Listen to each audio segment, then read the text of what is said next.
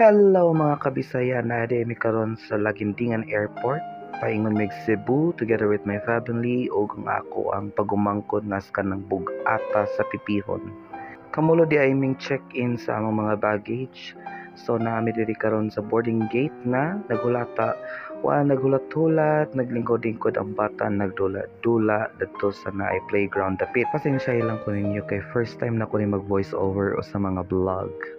Anyway, nanami karon paingon sa among airplane. So ang akong pagumangkon na excited jud kay siya sa tanan nga mosakay sa airplane kay first time niya. Dili ra po dugay, hapit na mi mo abot sa Cebu. So makita man niyo sa bintana no ang mga city lights sa Cebu.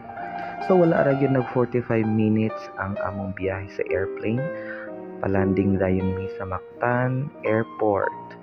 Well, baguhan ko kay first time na ko nag-plane. Kay usually magbarko manggug ko sa Patog Cebu. Then after mi ninaog sa airplane, nisakay din mi aning bus para ihatod mi sa terminal. So dila po ingon dugay kay duol ra man kay tanan, so ang bata enjoy jud kay dagan-dagan dito sa airport sa sulod.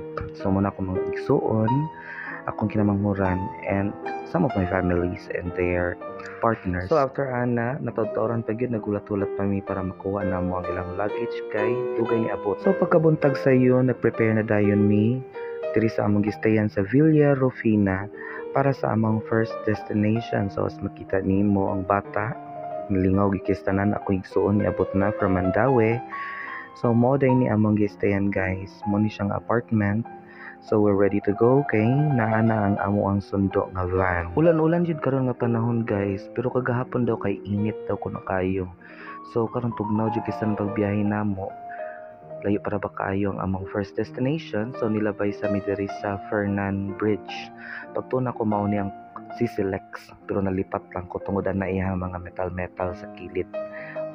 Fernan Bridge day siya. So mao ni siya ang Sisilex nga bridge. Malabyan na day namo along the way.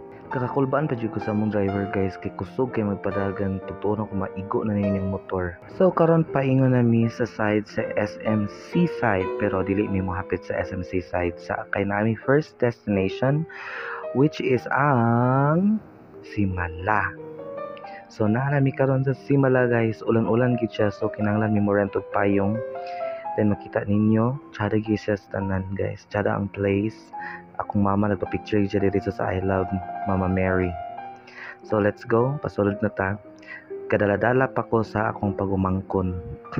Bugat gyud sa tanan. Nagdala pa kog payong.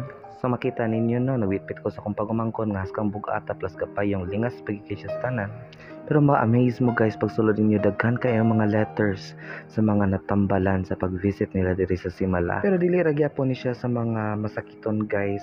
Mga uban ani nagpadalag letters as a thanksgiving para sa ilahang mga wish nga natinuod sa ilang mga pag-ampay. So naglinya na pud mi diri karon kay moadto mi dito sa Mama Mary. So nakita ni mo tsada kay lang simbahan guys, pero makurat ka. Nay iro nga nangihi sa sulod sa simbahan. Darao.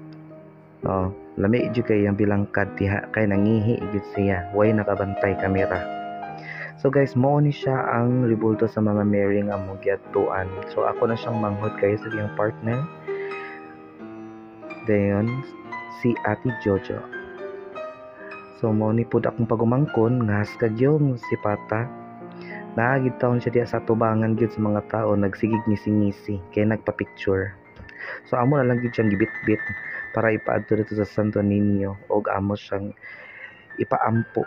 So after ana nanggawas na dayon mi guys kay niya mi diri sa souvenir section kay namalit mi og mga souvenirs of course, ay bracelet. Pero naday gyapon part ani guys nga gi-construct pa. I don't know kung museum ni siya or part ni siya sa simbahan. Pero kamulo pa gid siya construction. So after ana nang naog na dayon mi kay maniud to na mi. Gipanggutom ng uban sa amoa, especially ang bata. So niadto mi sa Karkar, dito sa ilang famous lechon sa Karkar. Ug naay pa yung mga namaligya og chicharon. So mo ni akong manghod ug ang iyang partner na sila nagpuyo sa Mandaue.